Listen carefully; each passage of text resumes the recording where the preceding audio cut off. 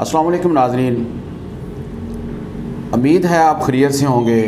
अल्लाह ताला आपको खुश रखे, अल्लाह ताला आपको जिस्मानी और रूहानी बीमारियों से महफूज रखे। नाज़रीन, आज इस वीडियो में हम एक मर्ज़ के बारे में डिस्कस करेंगे जिसका नाम है ब्रोमहाइड्रोसिस, यानी जिस्म पर पसीना आता है, बदबूदार पसीना आता है और बहुत ज़्यादा पसीना आता है।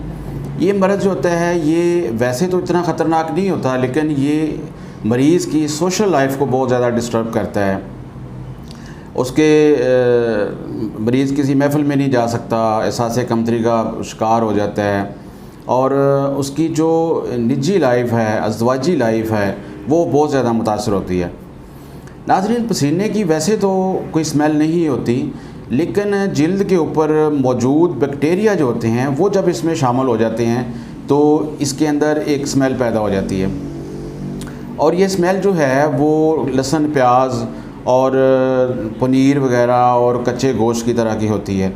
ये स्मेल जो है ये मरीज़ को बहुत ज़्यादा उसके लिए तकलीफ़देह साबित होती है और वो कारोबार करने में, ख़ास तौर पे वो लोग जो कि पब्लिक डीलिंग करते हैं, उनके लिए बहुत ज़्यादा ये मसला पैदा करती है।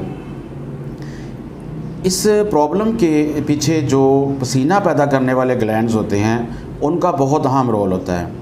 नाज़रीन, इंसानी जिस्म के अंदर दो तरह के जो ग्लैंड्स होते हैं वो पसीना पैदा करते हैं, जिनमें एक को हम एपोक्राइन ग्लैंड्स कहते हैं और एक को एक्राइन ग्लैंड्स कहते हैं। जहाँ तक एपोक्राइन ग्लैंड का तल्लक है, ये गदूद जो होते हैं ये आँखों के पोटों के अंदर होते हैं, नाक के नथनों के अंदर होते हैं। उसके बाद ये ब्रेस्ट के जो निपल्स होती हैं उनके इर्द गिर्द होते हैं। सेक्सुअल आर्गन पे ये ग्लैंड्स होते हैं, बहुत ज़्यादा होते हैं।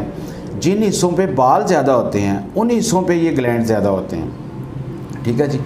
और इनकी ख़ास बात ये है कि ये जब बच्चा जो है वो बालिग हो जाता है या बलूगत के बाद आप कह सकते हैं कि ग्लैंड जो हैं ये ज़्यादा मुतहरक होते हैं। उससे पहले भी इनमें थोड़ा बहुत फ़ाल्ट होता है, लेकिन ज़्यादातर जो है ये बलूगत के बाद ये मुतहरक हो के ये पसीना पैदा करते हैं। और इनका पसीना जो होता है वो चिपचिपा होता है, लेसदार होता है। इस तरह की चूँकि ये ब्रोमहाइड्रोसिस के अंदर ये एक अहम रोल किरदार अदा करते हैं।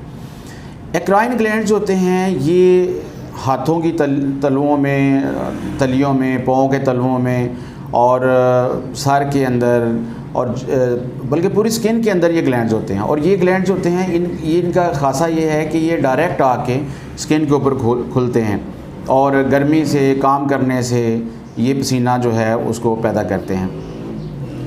अगर हम इनकी वजूहात को देखें कि ब्रोमहाइड्रोसिस की वजूहात क्या हैं या बदबूदार पसीना आने की वजूहात क्या हैं, तो उसमें हमें बेसिक जो चीज़ नज़र आती है वो तो जिस्म के ऊपर, जो स्किन के ऊपर जो मौजूद बैक्टीरिया होते हैं वही होते हैं और ये ग्लैंड्स होते हैं, ठीक है। और इसकी अलामत को अगर हम देखें तो मरीज़ नहाता है तो उसके 30 मिनट के बाद ही उसको दोबारा बदबूदार पसीना आना शुरू हो जाता है। उसकी बगलों से स्मेल आती है, कपड़ों से स्मेल आती है और इस तरह की कुछ अलामत इसमें शो होती हैं। नाज़रीन, इस मर्ज़ से बचाव कैसे किया जा सकता है? तो सबसे पहली बात तो ये है कि आप जिस्म के जो फालतू बाल होते हैं उनको साफ़ रखें। बगलों के बाल ख़ास तौर पे उनको साफ़ करें, जो ज़ेरे नाफ बाल हैं उनको साफ़ रखें, क्योंकि ये जो ग्लैंड्स हैं पसीना पैदा करने वाले, मैं पहले भी बात कर चुका हूँ, ये उन हिस्सों में ज़्यादा होते हैं जहाँ बाल ज़्यादा होते हैं, ठीक है जी। दिन में बार बार नहाएं, कम से कम दिन में 2 दफ़ा नहाएं और साबुन के साथ नहाएं। अपने कपड़े जो है पसीने वाले कपड़े, ख़ास तौर पर फ़र्ज़ करें आपको पसीना आ गया है तो उन कपड़ों को फ़ौरी तौर पर चेंज करें आप, क्योंकि इससे ये होगा कि वो उन बैक्टीरिया को बदबू फैलाने में कम से कम टाइम मिलेगा, ठीक है। अपनी जुराबों को धोएं, साफ़ रखें। शूज़ जो हैं वो आपके अंदर से गीले नहीं होने चाहिए। बाज़ लोगों के पाँव पे पसीना बहुत ज़्यादा आता है तो उनकी सॉक्स गीली हो जाती हैं और फिर उसके साथ उनके शूज़ भी गीले हो जाते हैं। तो इन चीज़ों का आपने ध्यान रखना है। साबुन के साथ नहाएं, बार बार हाथ धोएं, मुँह हाथ धोएं, पाँव धोएं बार बार। तो इस तरह करके आप इस मर्ज़ से काफ़ी हद तक जो है वो छुटकारा पा सकते हैं।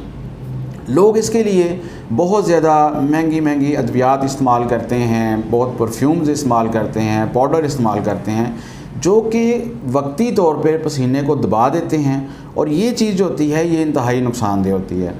ناظرین، اس ویڈیو کے اندر میں نے بروم ہائیڈروسس، بدبودار پسینہ آنے کا جو مرض ہے، اس کا ہلکا سا تعارف آپ کے سامنے پیش کیا ہے۔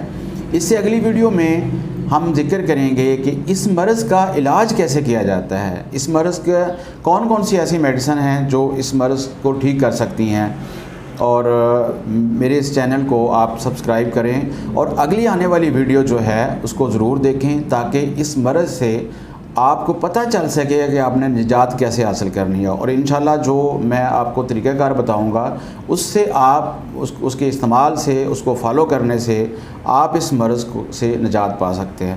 السلام علیکم۔